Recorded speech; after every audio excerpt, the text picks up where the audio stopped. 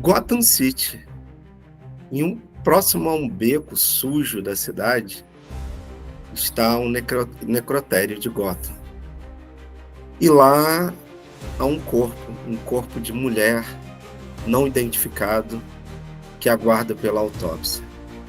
Parece que essa autópsia vai demorar muito, mas alguém decide acelerar as coisas.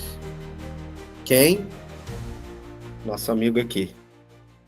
Então, ele mesmo, o morcegão, entra no necrotério e começa a analisar o corpo da vítima. Então, nos é apresentado essa análise do corpo como uma dança. E conforme o morcegão vai observando de forma meticulosa tudo que há naquele corpo, ele vai reconstruindo o que aconteceu com aquela vítima. Tá? Então, aquela vítima saiu e no encontro, um encontro que terminou muito mal. E o Batman vai repassando. A vítima lutou pela sua vida. E essa luta pela vida permite que tenha nela um traço de DNA do criminoso. É a primeira vitória do morcegão. Agora é possível identificar. Mas ele não está satisfeito, nem um pouco satisfeito. Ele não quer aquela mulher abandonada como uma simples desconhecida. Ele quer descobrir quem ela é. E ele não tem medo de mergulhar nas entranhas da questão para descobrir a identidade. E no final ele consegue. É a segunda grande vitória do morcegão. Mas alguém poderia pensar, vitória? A vítima começa a história já morta no necrotério. Exatamente. Mas para ele são duas vitórias. Ele não queria aquela pessoa largada ali como uma desconhecida. Ele queria, ao descobrir o seu nome, devolver a sua humanidade que foi retirada de forma tão brutal. Então, essa é provavelmente a minha história favorita dos quadrinhos do Batman, chamada Luto Perpétuo. O mais importante de Luto Perpétuo é essa história totalmente incomum, se você comparar com a revista mensal do Batman, no mesmo período, uma história em que o Batman não é um herói, né? Ele é ali uma espécie de vingador. Nem mesmo um vingador. Como ele mesmo diz na história, ele é um jarro para guardar as memórias daqueles que não têm quem as guarde. Então ele guarda essas memórias para ele. E ele começa, logo na primeira página dessa curta história, ele pergunta à sua vítima como se ela pudesse responder: é verdade que a vida é um sonho que passa numa velocidade estonteante e nós vivemos até chegar o momento de abrir espaço para outros? É isso que se resume a vida? E essa não é a única pergunta que ele vai fazendo. Ele vai fazendo várias outras ao longo do caminho. Então, nessa história, claramente, o Batman não é um herói. O Batman é alguém que, em primeiro lugar, está preocupado com a humanidade, com a sua própria humanidade, com a sua própria existência e com a existência de uma forma maior, né? Pensada numa perspectiva maior. E a grande heroína da história é a própria vítima, que, ao lutar pela sua vida, antes de ser morta, ela conseguiu segurar um traço de DNA do criminoso. E o Batman fala, quando encontra esse traço de DNA: "Boa, garota, você pegou ele." Uma missão de fé. É plena madrugada e o Batman está numa corrida contra o tempo. Nessa corrida contra o tempo, ele vai até o asilo Arkham, onde está o seu arqui-inimigo, o seu maior inimigo, o Coringa. E o Batman chega, de certa forma, desesperado, como último recurso, aquela visita a seu arqui-inimigo, e ele começa a perguntar ao Coringa, por um companheiro de cela do Coringa. Companheiro que o Coringa manipulou e convenceu a cometer um novo ato criminoso. E quando esse companheiro de cela do Coringa é solto, ele sequestra uma criança, uma menina, e sabe-se que a menina está presa em algum lugar, provavelmente um porta-malas de um carro, e que resta a ela pouco oxigênio. E nem o comissário Gordon, nem Batman, ninguém faz a mínima ideia de onde essa menina está. E a única fonte de informação é o Coringa. Então, ao começar a conversar com o Coringa, o Batman fala logo que foi ele que manipulou o outro criminoso para que ele cometesse aquele crime naquele dia. E o que tem especial do dia? Foi o dia em que o Coringa matou o segundo Robin. Então é um aniversário dessa morte. E o Coringa, como sempre, muito sarcástico, faz várias piadas com a situação, e isso irrita o Batman, mas o Batman não tem nada com que ameaçar o Coringa. Então, o Batman, no alto do seu desespero, sabendo que o tempo daquela menininha estava acabando, por mais que doesse, ele fala, ele admite, você pode matar mesmo preso aqui, eu não tenho como te deter. E essa admissão do Batman foi extremamente broxante para o Coringa. O Coringa queria prolongar aquele embate mental em que os dois estavam.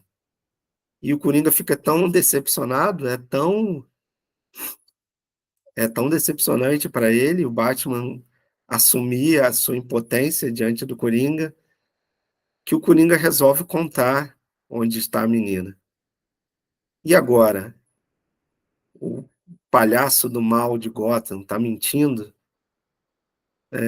O Batman não pode se dar o luxo de questionar isso. Ele corre, ele vai atrás da menina. E é claro que não vai ser fácil. Tá cheio de capangas, de bandidos de segundo e terceiro nível, vigiando o local onde está o carro em que a menina está presa. Mas o morcegão, ele vai passar por aquele monte de capangas como se não passasse por nada, né? O tempo da menina está acabando, o ar dela está acabando. E essa história, Missão de Fé, tudo que eu posso dizer do final é que a última página dessa história, que é uma página inteira de uma imagem só, é provavelmente a melhor página final de uma história de quadrinhos que eu li. Quando você vê essa última página, aquele garoto de 9 anos retorna. Você quer sair dali e botar uma roupa do morcegão e se imaginar salvando menininhas por aí. E é muito bom, por, por 5 minutos, voltar ser aquele menino de 9 anos que quer vestir um uniforme do Batman, né? Então, por que eu estou falando dessas duas histórias tão diferentes, né? A primeira, de um Batman impotente diante de uma vítima que já está morta, do Batman que não é o herói, do Batman que está ali para recolher os corpos destroçados pela estupidez humana, pela sociedade contemporânea. Ele está ali como um personagem mítico, como um personagem de alguma história mítica grega, um personagem que recolhe aqueles corpos que iam ficar no limbo. E o Batman da segunda história é o herói, né?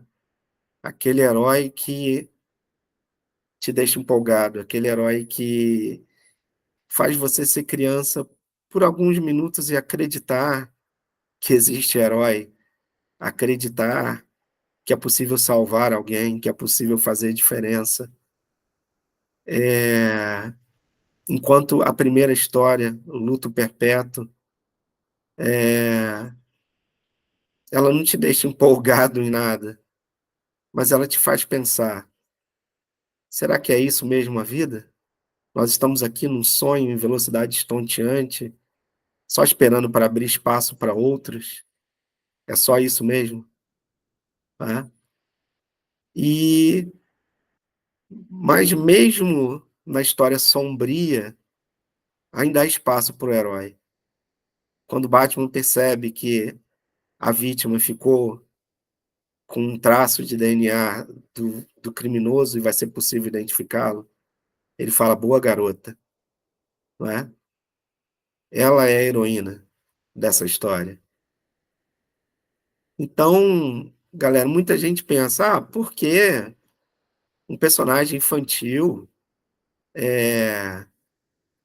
fazem tanta coisa em torno desse personagem, né? Há um alvoroço tão grande, um bando de marmanjos de 40, 50 anos acompanhando esse personagem infantil. Isso não deveria ser uma coisa só para crianças. Então, essas duas histórias, elas explicam um pouco por que o Batman é esse fenômeno, né? Ele é o herói. Ele é o herói que nos faz querer ter 8, 9, 7 anos de novo. Mas ele também é o herói que mostra para nós adultos que a gente vive numa sociedade feia, numa sociedade que mastiga, tritura as pessoas que a formam, né? Uma sociedade antropofágica, onde fica difícil ver um sentido na vida. E até mesmo o morcegão, que já salvou tantas vidas e que já viu tantas mortes, como ele mesmo fala na história, até ele mesmo tem uma dificuldade de perceber esse sentido. Então, Batman é isso, é essa mistura agridoce, é essa mistura de menino e de homem, né? De criança doida por sair por aí salvando menininhas, para o homem que sabe que tem um monte de menininhas que são mortas e violentadas diariamente e que ninguém faz nada, e que ninguém consegue salvar. Tá? O Batman é esse misto, é essa mistura. Por isso que ele é muito mais que um herói, ou muito menos que um herói, mas ele com certeza, diferente de um herói. Por isso é um personagem tão apaixonante. É por isso que tanta gente pobre, ferrada, se identifica com esse milionário, né? Esse milionário, quando veste o seu uniforme e sai pelas ruas sujas de Gotham, ele vira outra coisa, né? Ele vira esse menino homem, esse menino que ainda está lá na morte dos pais, que não conseguiu sair de lá. esse homem menino que espanca bandidos pelas ruas sujas de Gotham como se estivesse espancando o assassino dos pais, eternamente, sem nunca terminar essa busca. Esse é o personagem que é um retrato do mundo de hoje. Não é à toa que ele é disparado o personagem mais popular da DC Comics. E fica aqui esse vídeo com esse gosto agridoce, esse vídeo menino e homem, preso lá no passado e, ao mesmo tempo, tentando encontrar um sentido na vida adulta.